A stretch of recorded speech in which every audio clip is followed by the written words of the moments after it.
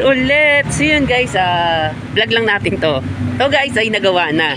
So nagawa na kasama natin to guys. So sabi nung nagbalik, sumisikip daw to pag umaandar. So ang problema nito guys, ginawa ng kasama ko, pinalitan na yung shafting bushing saka ng motor. So buksan natin kung anong nangyari guys. Yeah, sige yan. Saan natin to? So, bumalik siya. So, back job to guys kung ano. Yun guys, ayan o. Lagyan natin siya ng date. Ayan, ayan. So guys, pag halimbawa may balik sa inyo, o halimbawa nagpagawa kayo ng electric fan, ibalik nyo lang dun sa gumawa. Kasi guys, may warranty naman yan. Saka checkin din natin kung ano yung mga nangyari.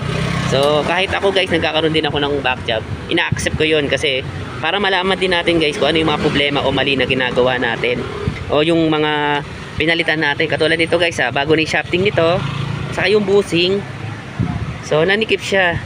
So kahit guys na pinalitan na natin yan, at kung siguro lumuwag yung pagkakagabit, pwede siyang bumalik o pwede mag back job yun. So yun guys, gawin natin to. Tayo nakakalkal kasi hindi naman natin kasama yung gumawa nito. So checkin natin guys kung bakit, no. So, balikan ko kayo kung bakit siya. Yun, naninikip nga siya, oh. Ma-under siya tapos naninikip siya. Tapos sabi nila hindi na nila masyadong pinandar kasi nga daw nangamoy daw. So dahil siguro sa nanikip siya at tumigas, kaya siya nangangamoy. Pero okay pa naman yung motor nito. Tinesting natin guys, buo pa naman yung motor nito. So gagawin natin dito guys, papalitan natin ng bushing ulit o hihigpitan lang natin yung pagkakakabit kasi para siyang masikip oh pag umaandar siya. So, balikan ko kayo guys. Gawin na guys, ayan. Bago naman yung bushing niya, okay naman. So, yung shafting niya, okay din. So, okay din naman tong bushing niya. Wala rin siyang uga. So, tingnan natin kung may kumakapit dito sa motor niya na yan. So, siguro guys, kulang sa higpit yung ginawa nung tropa natin, yung technician natin. Yung gumawa nito guys. So masikip naman yung bushing niya na yan. So tama naman yung pagkakagawa niya. Ito rin masikip din, walang problema. So siguro dito sa tornilyo na to, baka hindi niya masyado nahigpitan. Kaya siguro naninikip siya pag umaandar. So higpitan ko muna to guys at balikan ko kayo. Tingnan natin kung bakit kung ganun pa rin yung pwedeng mangyari sa kanya, no. Kasi tumitigas siya pag umaandar Pero ito kasi guys, ayun, masikip naman. Wala namang tama tong bagong shafting na nilagay natin na to guys.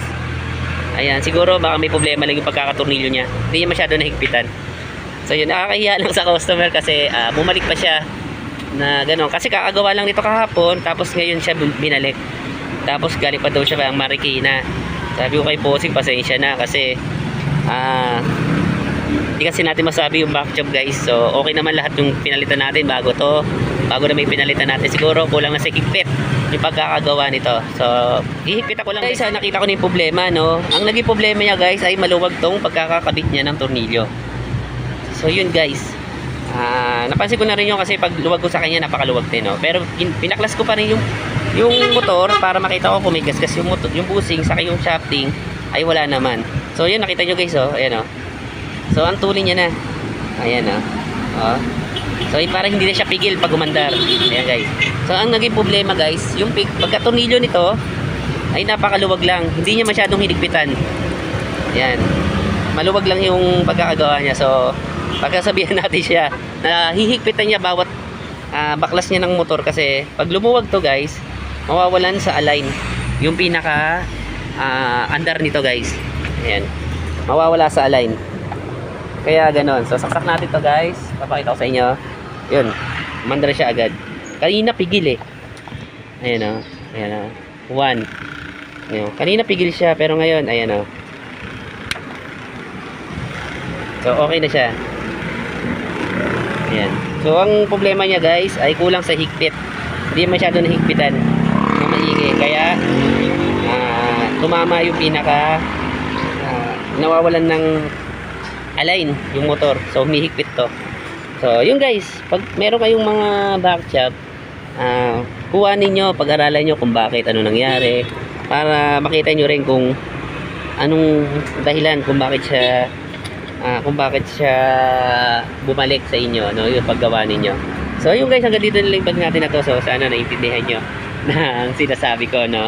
So pag may balik guys, o kahit may ako gumawa, basta pag may balik ako, ibalik ninyo para malaman ko rin kung ano yung naging problema. At kung ano yung dahilan kung sino may problema, yung technician ba o yung pyesa kung kinabit natin. So yun guys, so maraming salamat sa pagsama. So paalam.